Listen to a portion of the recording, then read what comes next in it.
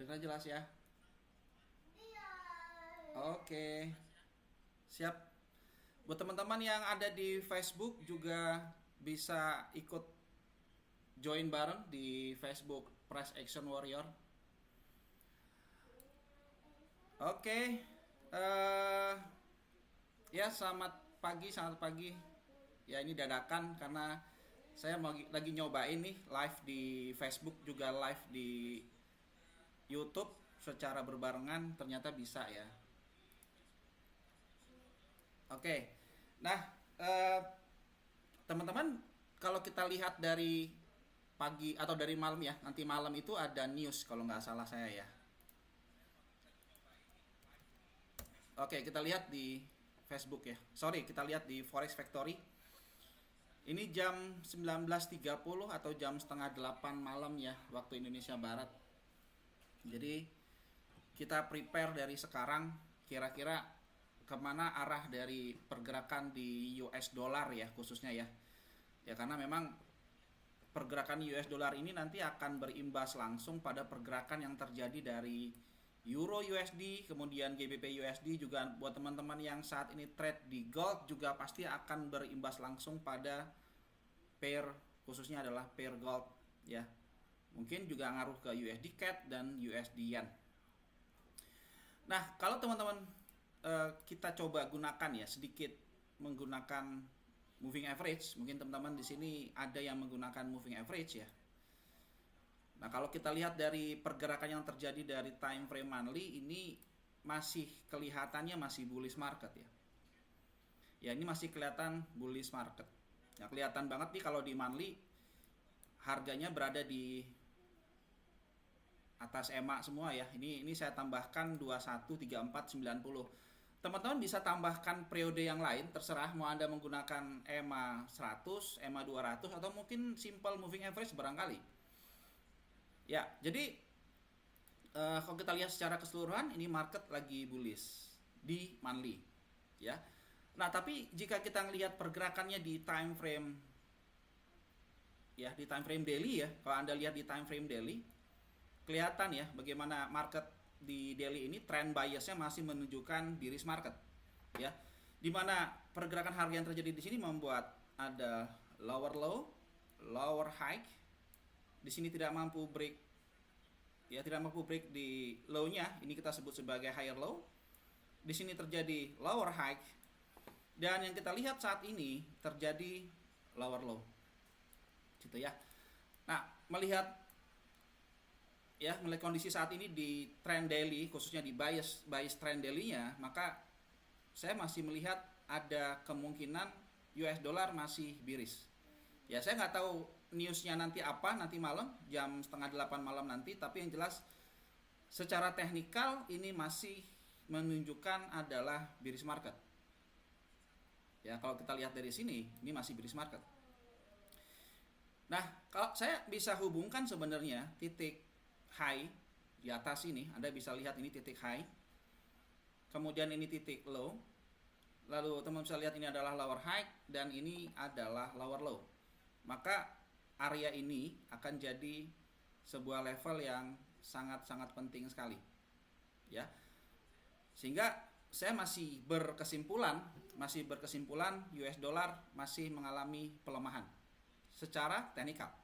Sekali lagi saya tidak melihat pandangan atau dari analisa menggunakan fundamental, tapi murni menggunakan teknikal ya. Bagaimana kelihatan market membuat terjadi breakout structure di sini, lalu terjadinya sebuah imbalance. Anda lihat ini terjadi sebuah imbalance.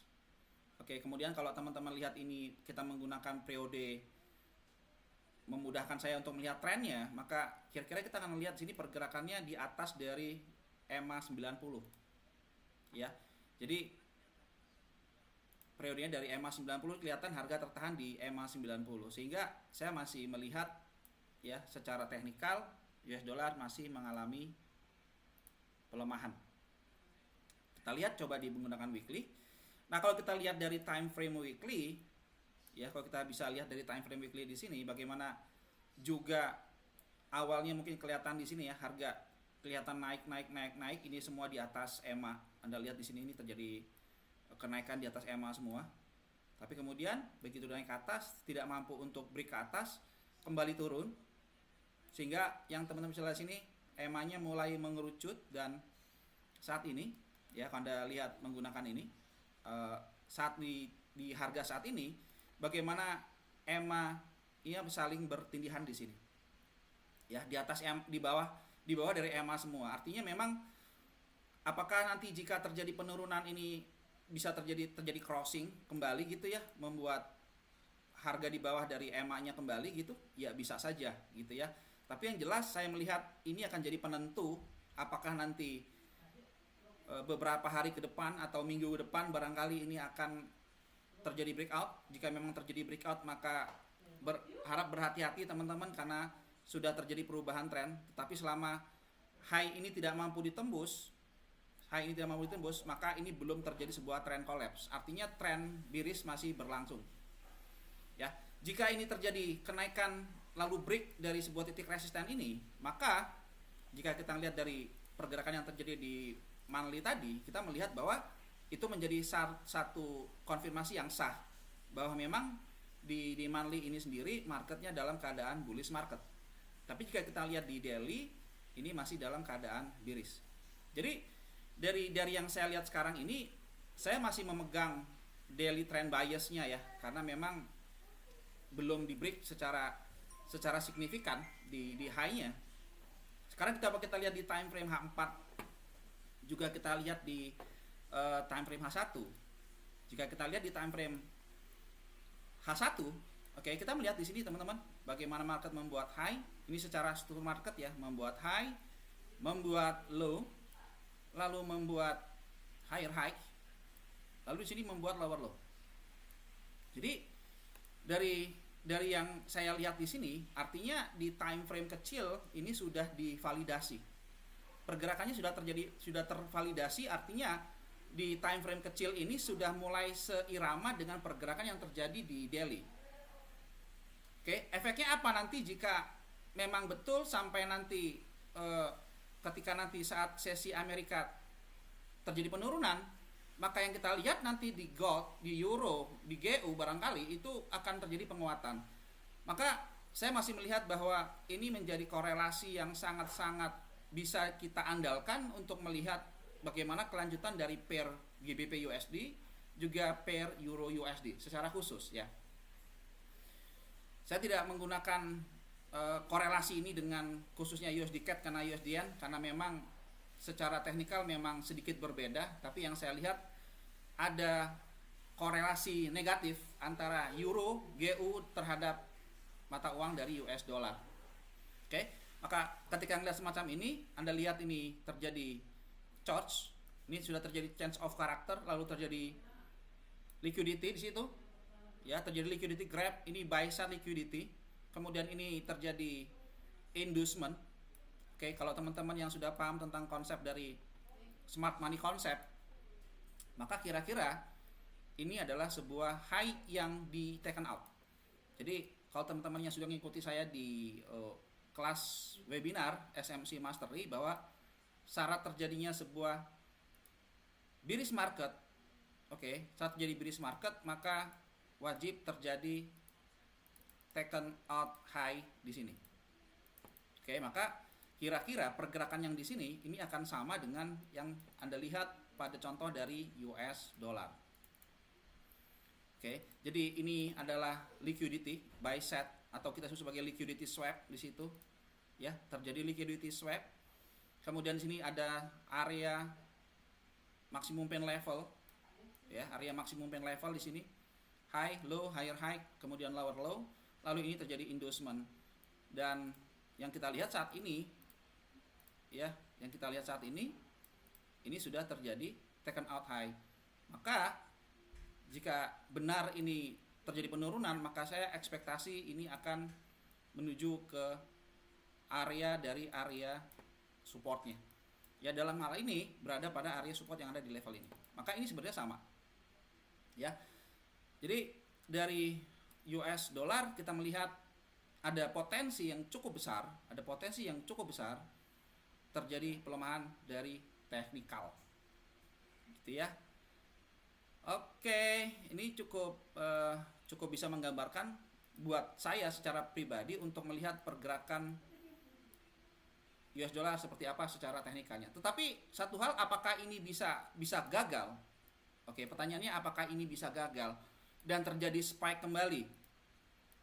Saya tidak bisa memprediksi secara jelas atau mungkin secara tepat, tapi mungkin jika memang terjadi kenaikan kembali, terjadi spike lagi, lalu harga terjadi taken out lalu membuat penurunan, ini terjadi spike akibat adanya news, maka kemungkinan besar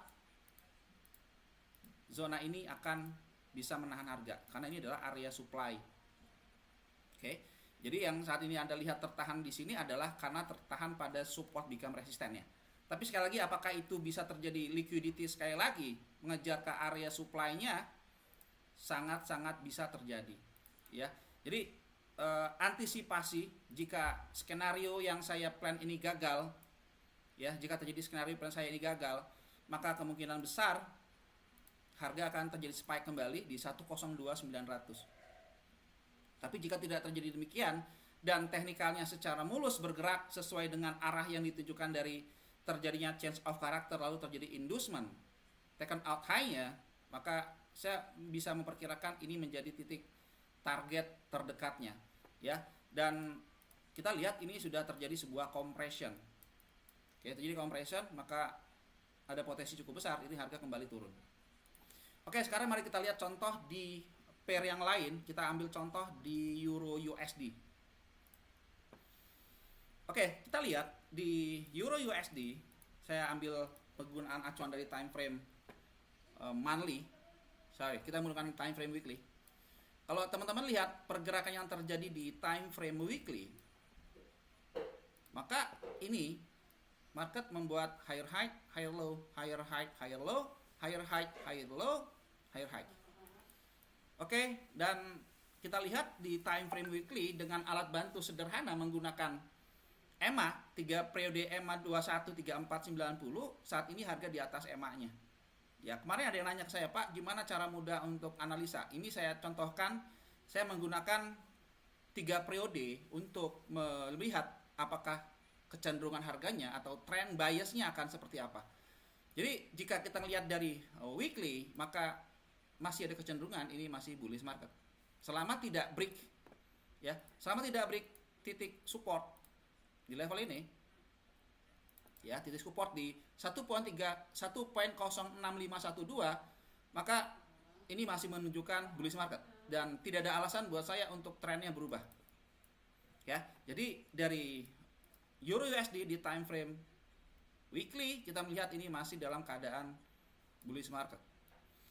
Nah, pergerakan harga saat ini sekali lagi di atas EMA, jadi ada kecenderungan harga untuk kembali rebound atau kembali naik ke atas. Tapi apakah ini bisa terjadi manipulasi sekali lagi? Jawabannya bisa saja, karena kita melihat di bawah ini ada terjadinya imbalance. Oke, terjadinya imbalance, tapi kemudian ini sudah di fill sebenarnya pada saat market naik, ya, ini sudah di fill order, artinya sudah diambil dari level fair value gap dari imbalance-nya, sehingga harga kemudian akhirnya naik di level ini. Inilah menyebabkan akhirnya harga naik kembali. Tapi kita melihat di sini terjadi imbalance kembali. Terjadi imbalance yang signifikan. Ya, terjadi imbalance yang signifikan. Kalau saya tarik dari low ketemu low-nya, saya hubungkan dari low ke low. Ini adalah higher low yang saya bisa hubungkan. Maka kita bisa melihat titik proyeksi di level tersebut.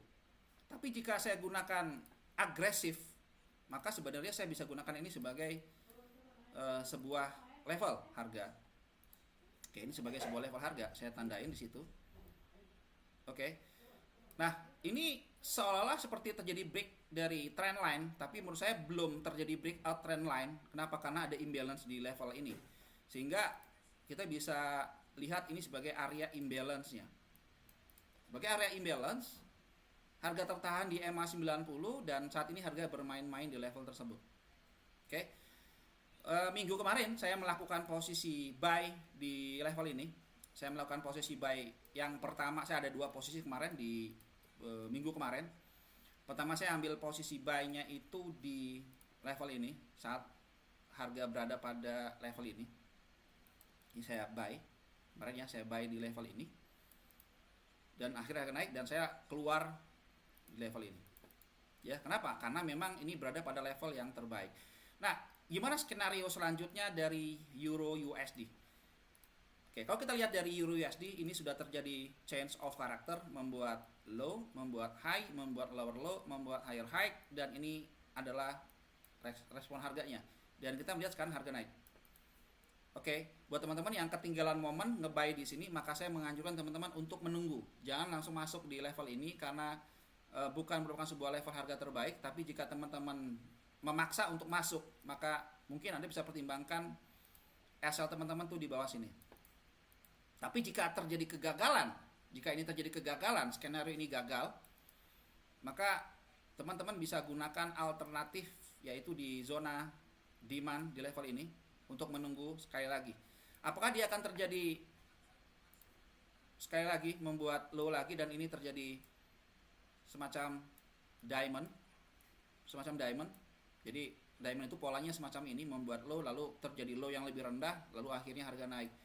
Nah, ini sebenarnya adalah salah satu manipulasi yang menyakitkan sebenarnya buat teman-teman yang menggunakan teknik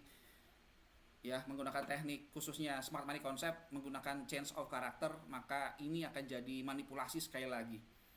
Padahal sebenarnya change of character sendiri sebenarnya adalah bentukan konfirmasi harga yang merupakan sebuah jenis dari manipulasi karena melibatkan liquidity. Tapi dengan adanya diamond, maka itu bisa terjadi sekali lagi terjadi low yang lebih rendah. Untuk siapa? Untuk nge-trap yang melakukan posisi buy di level ini. Tapi jika kita melihat secara keseluruhan yang terjadi di time frame weekly dan khususnya di daily, maka ini masih dalam keadaan bullish market. Bahkan teman-teman jika menggunakan Fibonacci retracement dari major low terhadap major high-nya, harga sudah berada pada area dari diskon price-nya. Ya. Anda bisa gunakan ini low ke high si Fibonacci retracement-nya. Suara saya kecil ya? Tes. Kedengeran suara saya? Suara saya kedengeran, teman-teman? Kedengeran nggak? Apakah kekecilan suara saya? Kecil? Saya masih bisa mendengarnya ya. Saya masih bisa mendengar suara saya. Tolong kalau teman-teman nggak bisa mendengar suara saya, tolong kasih tahu ya. Tapi di saya sih masih bisa kedengaran, masih enak sih. Gitu ya. Oke. Kembali ke sini. Jadi harga ketika market sampai di sini, nih, ketika harga ini kita bicara adalah gelombang A. Oke. Ini gelombang A, gelombang B, gelombang C. Nah, apakah ini akan jadi gelombang A kembali, akan jadi gelombang B? Yes, saya bisa berasumsi ini gelombang A, gelombang B. B ke C. Ya, B ke C di sini, apakah ini akan naik? Bisa saja terjadi kenaikan semacam itu karena kita melihat sekarang lagi bullish market. Tapi apakah bisa terjadi sekali lagi terjadi trap? Maybe bisa terjadi di situ. Jadi kalau memang ini nanti terjadi kegagalan, saya akan cari peluang buy di bullish order block di level tersebut. Tapi jika sekali lagi terjadi breakout lagi, maka mungkin akan mengejar dari level yang ekstrim, maka saya akan tunggu di level ini. Karena ini jika kita lihat dari daily, maka sebenarnya berada pada level di 78,6 sepertinya. Oke, betul, di 78,6. Maka bisa teman-teman pertimbangkan, Anda bisa menunggu konfirmasi harga di level ini untuk cari peluang buy. Tapi perlu dikonfirmasi dengan terjadinya internal change of character atau terjadi pola dari Quasimodo. Oke, jadi dari sini saya bisa melihat bahwa dalam keadaan dari bullish market, apalagi jika kita lihat dari 3 periode EMA yang terjadi, harga masih tertahan di EMA 90 dan secara tepat terjadi kalau kita gunakan ini sebagai kalau kita tarik dari internal structure-nya. Kalau saya tarik dari internal structure-nya dari low di sini, dari internal structure terhadap high-nya, ini adalah external range, maka saya mendapatkan di 78,6. Artinya kalau kita lihat dari penggunaan dari EMA-nya, ini harga tertahan di EMA 90 dan juga tertahan pada pada Fibonacci dari 78,6, khususnya dari gelombang internal structure. Untuk yang yang ada di sini kita menggunakan major high major low dari external structure atau di major structure-nya, maka ini juga berada pada area dari discount price yang tepat dekat-dekat dari level Fibonacci golden ratio di 50 sampai 61,8. Jadi memang secara teknikal mendukung untuk market lanjut bullish. Oke, sekarang coba kita lihat pergerakan yang terjadi di time frame H1. Oke, kita lihat di H1 atau di H4. Nah, ini kalau kita lihat dari EMA-nya di sini, ini masih berada di EMA, artinya di bawah EMA, artinya masih ranging. Benar-benar masih ranging, teman-teman. Bagaimana cara teman-teman yang lebih sedikit konservatif, teman-teman bisa pertimbangkan jika nanti harga berhasil break, berhasil break dari resistennya, maka area yang mungkin akan dikejar oleh market itu berada pada area supply yang ada di atas ini. Ya, ini ada imbalance baru akibat reaksi dari zona yang ada di bagian sebelah kiri ini, tapi menciptakan imbalance baru.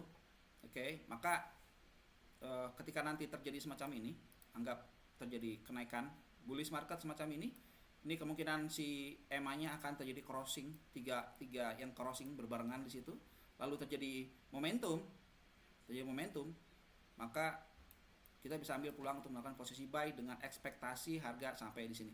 Tapi jika nanti saat terjadi imbalance lalu terjadi hit target, maka peluang buy ini saya anggap gugur. Kenapa? Karena sudah hit target dan rawan market membuat penurunan kembali sampai di level ini. Tapi selama ini tidak sampai di level ini, maka saya pikir sih masih bisa dilakukan dengan cara tunggu terjadi breakout atau terjadi bounce sekali lagi di level ini. Ya. Tapi secara keseluruhan ini masih dalam keadaan bullish market di euro USD. Kita lihat contoh di gold ya. Kita contoh di gold. Kita ambil contoh di gold. Oke, kita lihat contoh di gold. Nah, ini cukup unik ya. Saya lihat gold ini cukup unik sekali. Kenapa? Karena kemarin itu ya, sekitar seminggu yang lalu, saya melihat ini seperti pola dari inverse head and shoulder. Tapi sepertinya ini membuat low yang lebih rendah lagi, dan sepertinya inverse head and shoulder-nya gagal sih sepertinya. Kita lihat coba ya. Ini saya tandain dulu. Kemarin itu saya mapping ya. Saya ada mapping kemarin itu di sini. Di sini ya. Sini. Left shoulder, high, low. Ini ada sebagai neckline-nya. Tapi kemudian sekarang akan membuat low yang lebih rendah. Saya pikir kemarin ada di sini, tapi ternyata tidak dilakukan. Membuat low yang lebih rendah, maka saya asumsikan setup ini inverse head and shoulder sepertinya akan gagal. Tapi ntar dulu, kalau kita sebut gagal itu kalau memang nanti membuat low lagi ya, berhasil tembus dari low di sini. Nah, bagaimana cara konfirmasi jika memang teman-teman mau melakukan posisi buy di gold ya? Kalau teman-teman mau posisi buy, saya lebih menganjurkan teman-teman untuk menunggu terjadinya breakout, terjadinya break change of character di situ. Maka kita bisa asumsi kira-kira kalau saya gambarkan di sini, saya tambahkan ini ada sebuah titik resisten ya. Ini adalah resisten yang nahan harga berkali-kali dan tidak mampu break. Tidak mampu break, maka ini akan membuat pola lower low, lower high, lower low. Lower low. Maka konfirmasi akan saya tunggu akan begini. Ketika dia break ke atas, terjadi change of character, ini valid terjadi change of character, maka nanti akan menciptakan sebuah new order block. Maka kita nanti next time akan bisa mencari peluang buy di level ini dan ekspektasi harga untuk naik. Tapi jika itu tidak terjadi, di acuan time frame daily kelihatan ini masih di bawah EMA, artinya masih ada kecenderungan untuk turun, maka area ini di area supportnya ini akan jadi tahanan dari buyer. Harga turun kembali di sini, teman-teman. Kita lihat di sini membuat low kembali. Ini masih tertahan dari area demand-nya. Ini masih tertahan area demand. Kita lihat di time frame besar kira-kira pergerakan harga seperti apa. Tadi kita sudah melihat di time frame H1, di time frame H4. Nah, kalau kita lihat pergerakan yang terjadi di daily, kalau saya geser ke sebelah kiri harga di sini.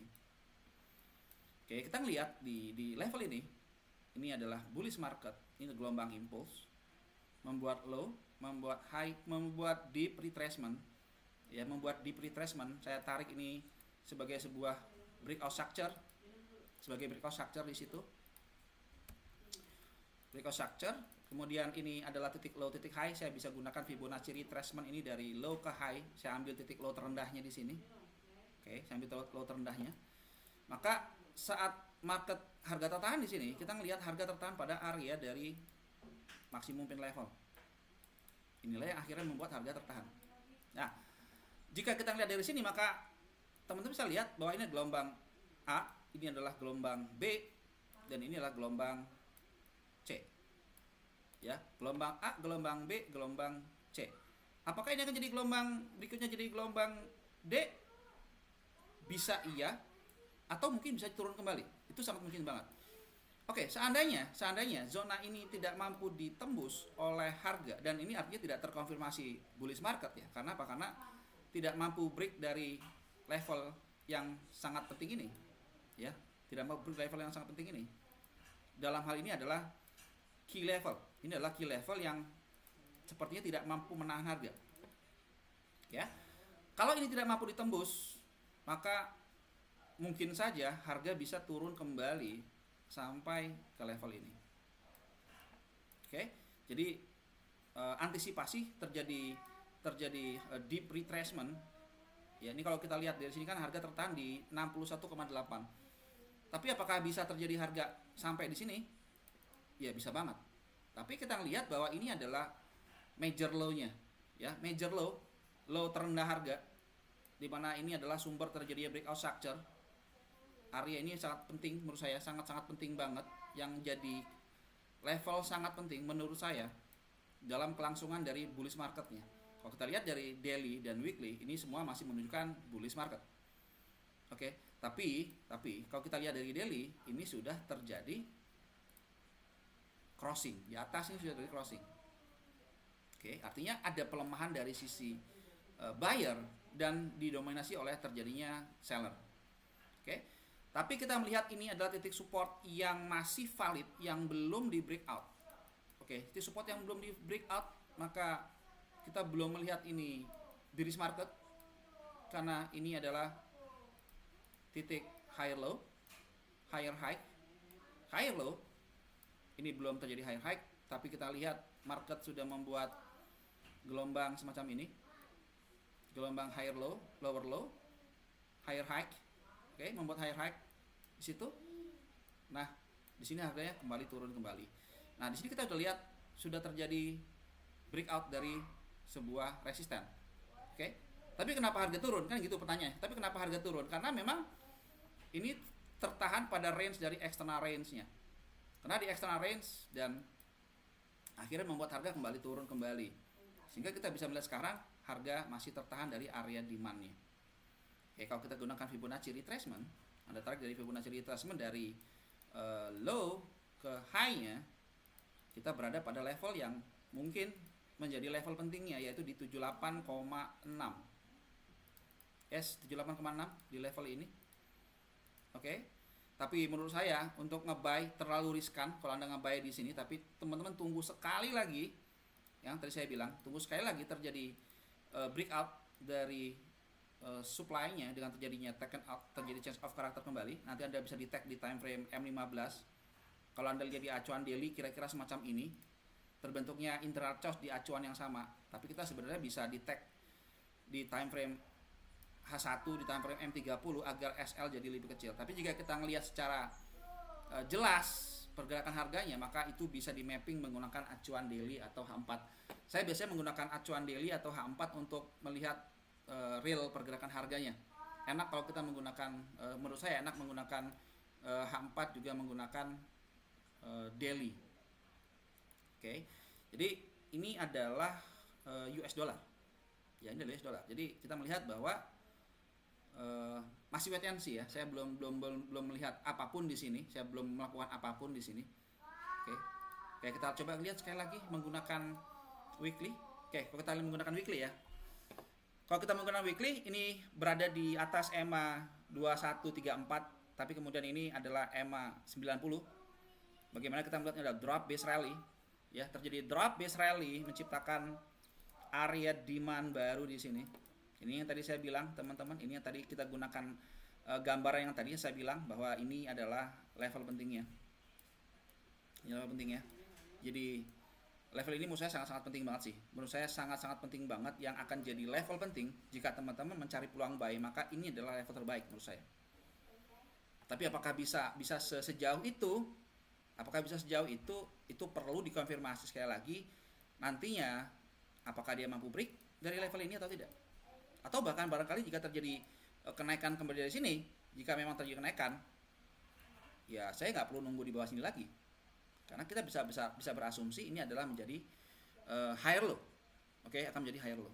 Jadi kita bisa menggunakan beberapa skenario ya, bisa saja harga membuat low kembali lagi, atau mungkin bisa naik dan breakout dari area supply yang berada pada key level di sini.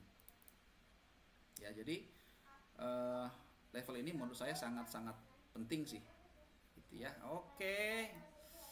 Untuk gold aman. Sekarang kita ambil contohnya adalah pair apa lagi ya?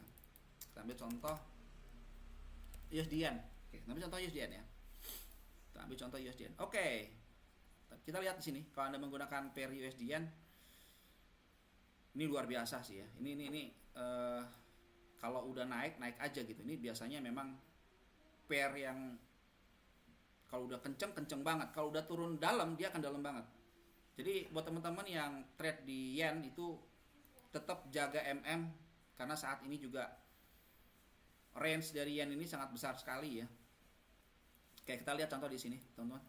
Kalau Anda lihat di time frame H4 ini masih menunjukkan bullish market, ya, oke, masih menunjukkan bullish market, dan itu kelihatan dari sini ya. Bagaimana harga tidak mampu break terhadap area imbalance di situ. Bahkan ini terjadi sebuah titik resisten yang di break. Ini saya tandain dulu. Resistennya di break, lalu harga naik kembali. Ini semua berada di atas EMA-nya. Oke, EMA 213490. Ini masih dalam keadaan bullish market. Tapi harga sempat tertahan ya di oke, ini adalah strong supply, ini adalah weak supply karena dia merupakan reaksi harga dari sini. Kemudian ini membuat low lagi dan break dari key level. Ya, key level ini mampu menahan harga kembali dan akhirnya kembali terbang tinggi. Anda bisa gunakan ini sebagai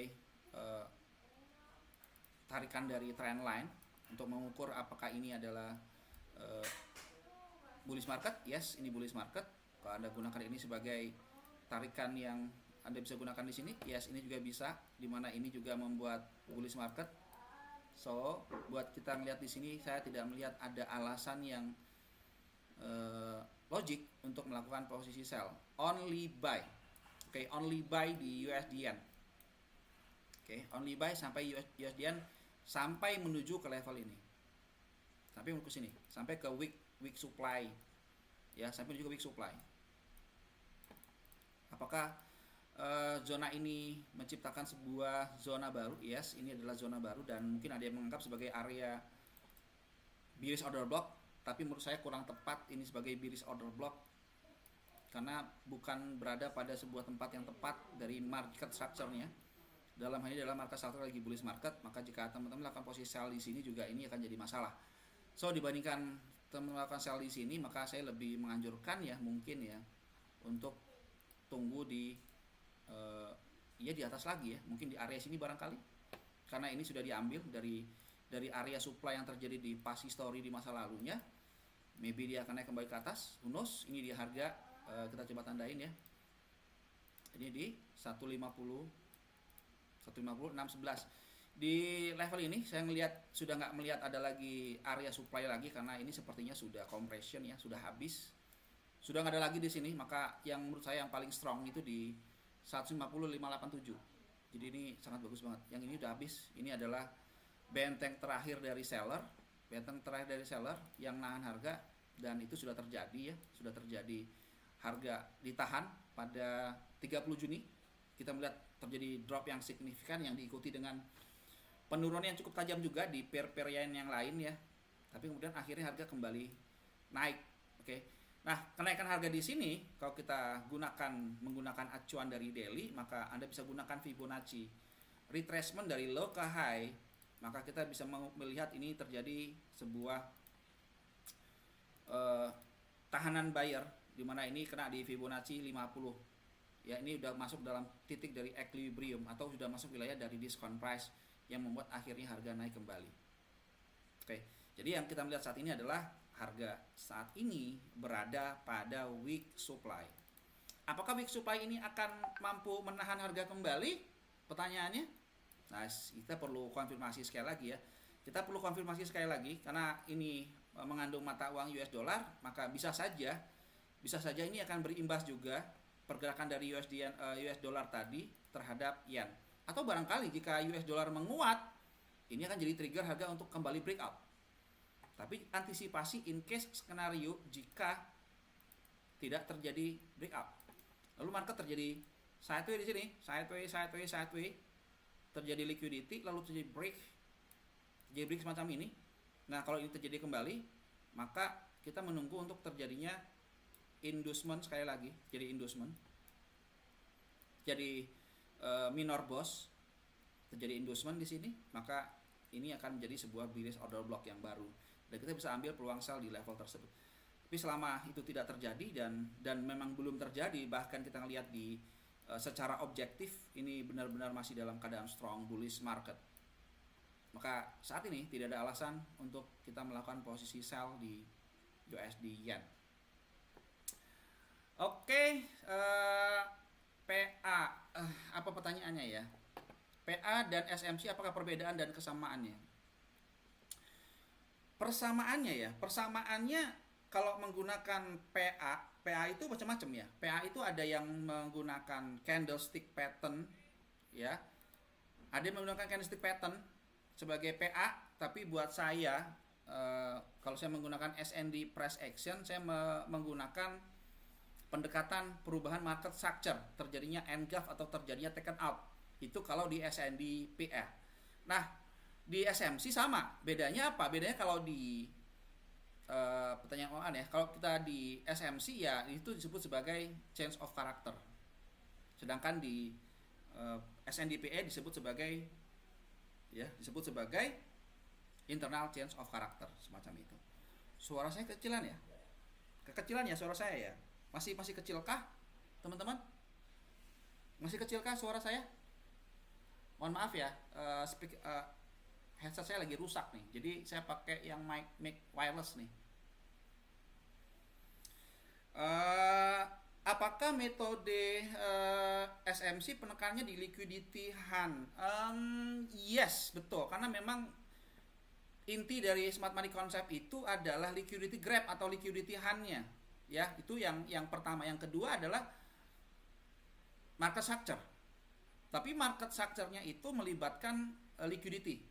Ya, melibatkan liquidity hunt atau kita sebut sebagai liquidity grab. Ya, contoh misalkan kalau kita bicara SMC yang normal itu kan begini ya, membuat market structure begini, higher high, higher low semacam ini. Oke, kalau yang the real SMC itu nggak sesimpel ini juga gitu. Mungkin yang Anda lihat di time 4 kan semacam ini, tapi mungkin di H1 M15 atau M30 itu akan melibatkan semacam ini. Sebelum terjadinya breakout structure. Oke, sebelum terjadi breakout structure, maka mungkin akan melibatkan liquidity hunt. Dia membuat low yang lebih rendah, disinilah baru terjadi breakout structure. Kenapa terjadi demikian? Oke, ini adalah contoh yang normal dari market structure yang normal aja gitu. Tapi ini yang realitanya SMC itu kayak gini. Kenapa terjadi demikian, teman-teman? Logikanya mari kita berpikir apa yang dilakukan sebagai seorang, katakanlah Anda adalah seorang yang menggunakan entry on breakout. Ketika harga break, katakanlah kita sebut sebagai boss. Ini adalah internal boss-nya ya, internal boss situ. Nah, ketika market lewat, candle close di atas dari high ini, mungkin ada orang yang akan ngambil buy di situ. Kan gitu ya logikanya ya. Anda akan ngambil buy di level tersebut. Nah, di mana kira-kira Anda meletakkan stop loss-nya? Kalau Anda melakukan entry on breakout, maka saya yakin dan percaya teman-teman akan meletakkan stop loss di swing low-nya ini. Oke ya. Maka ini akan jadi tempat di mana kemungkinan besar akan terjadi liquidity. Maka ini akan membuat harga untuk terjadi taken out sekali lagi, untuk terjadi SL Han, membuat low yang lebih rendah, baru harga naik. Oke, di sini tujuannya untuk melakukan trap. Oke, jadi big player tahu di mana kira-kira stop loss yang dilakukan oleh retail trader yang melakukan entry on breakout. Tapi apakah lantas yang menggunakan strategi entry on pullback menggunakan SND juga bisa mengalami masalah? Yes, akan mengalami masalah juga. Contoh Anda lihat sini, ini membuat rally, membuat drop base rally. Ini menciptakan area demand baru sebenarnya. Kalau Anda melakukan posisi buy di sini lagi, dengan asumsi ini harga naik, teman-teman akan kena stop loss juga. Jadi di sini akan melibatkan breakout trader kena stop loss, juga yang melakukan entry on pullback juga kena stop loss. Inilah yang namanya adalah liquidity hunt, atau di SMC disebut sebagai inducement. Inducement bisa major inducement, ada minor inducement. Bisa juga engineering liquidity. Kalau engineering liquidity itu berada pada area dari entry levelnya di bullish order block. Biasanya dekat situ engineering liquidity. Tapi terlepas mau engineering liquidity terjadi atau terjadinya inducement, maka dua-duanya merupakan sebuah liquidity hunt yang tadi ditanyakan oleh Om Danu. Kayak gitu ya. Apakah perlu belajar Weiskopf? Menurut saya sih nggak perlu ya. Tapi kalau teman-teman punya pemahaman lebih di konsep Weiskopf ya bagus banget. Oke, karena memang konsepnya memang terjadi spring. Di sini terjadi spring. Jadi terjadinya liquidity hunt ini sebenarnya SMC ini sendiri ngambil dari adopsi dari Weiskopf sebenarnya, karena melibatkan terjadinya sebuah spring. Spring bukan hanya terjadi pada reversal, oke. Uptrust atau spring bukan hanya terjadi reversal, tetapi juga bisa terjadi pada continuation sebenarnya. Maka kalau teman-teman punya basic atau punya pemahaman tentang Weiskopf ya bagus banget ya. Jadi nggak terlalu juga gitu ya. Jadi kalau punya pemahaman, misalkan Anda bisa belajar, itu lebih bagus ya. Tapi sekali lagi, pemahaman teman-teman memahami tentang SMC itu udah oke sih menurut saya sih. Gitu ya. Oke. Kita coba lihat lagi apa CHFJPY. Kita lihat CHFJPY ya. Kita coba lihat ya, CHFJPY.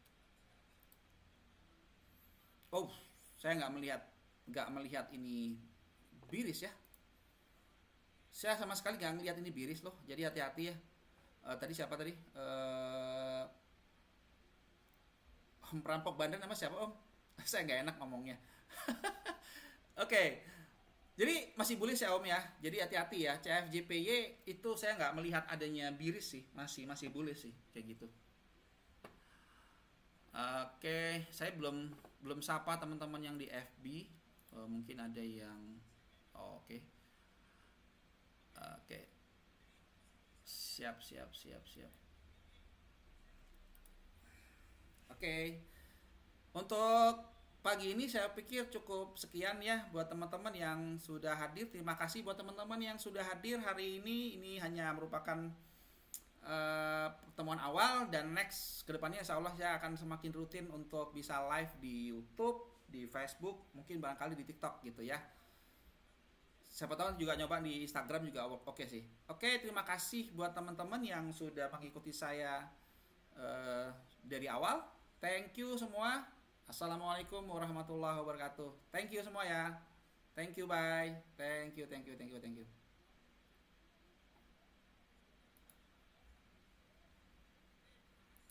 Ya, makasih semua ya. Thank you ya. Bye.